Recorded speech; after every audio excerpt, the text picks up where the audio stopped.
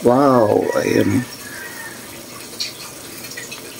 Tinolang native na manok.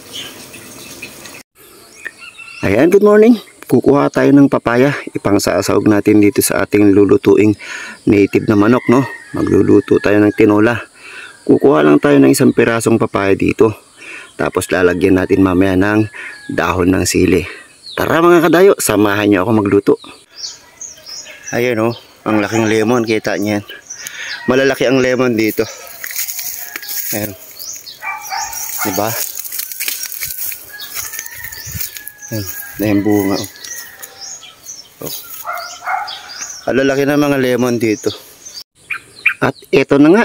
Nakahuli na tayo ng isang native chicken na manok. Ito ang kinuha ko ay tandang. Tara, umpisa na natin magluto. Andito na yung ating mga sangkap. Yung dahon ng sili, papaya, at yung ating manok. Ayan, malinis na po yan. Igigisa na po natin ito. Sasangkot siya lang po natin saglit. At mamaya-maya ay ilalagay na natin itong ating manok na native. Ayan.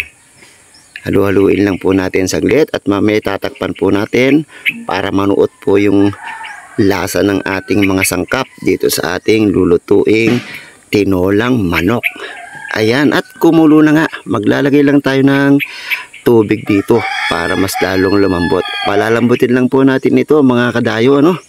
Tignan na natin. Ayan, kumukulo na siya. Wow, tignan niyo yung sabaw. Medyo may mga taba-taba na ng native. Ayan, oh. Maglalagay tayo ng sangkap. Titimplahan muna natin yan. Konting asin lang po natin ilalagay. Konting asin muna para matansya po natin yung timpla natin. Ayan, kita niyo yan mga kadayo, ano? Tatakpan po muna natin para po mas lalong lumambot. Tikman po muna natin. Ayan, kung kulang po ay magdadagdag po tayo. At kung hindi naman ay okay na. Tikman na po natin. Ayan, okay na po. Ang gagawin lang po natin dito ay tatakpan po muna natin para mas lalong lumambot. At mamaya-maya po ay ilalagay po natin yung ating papaya. Ayan, at kumukulo na nga siya mga kadayo, ano? Sa puntong to ilalagay ko na po dito yung ating papaya at palalambutin din po natin yan. Ang huli po nating ilalagay mamaya ay yung dahon ng sili. At pag nailagay na po natin yon, mamaya-maya lamang po ay okay na po itong ating ulam. Okay na po itong ating tinola.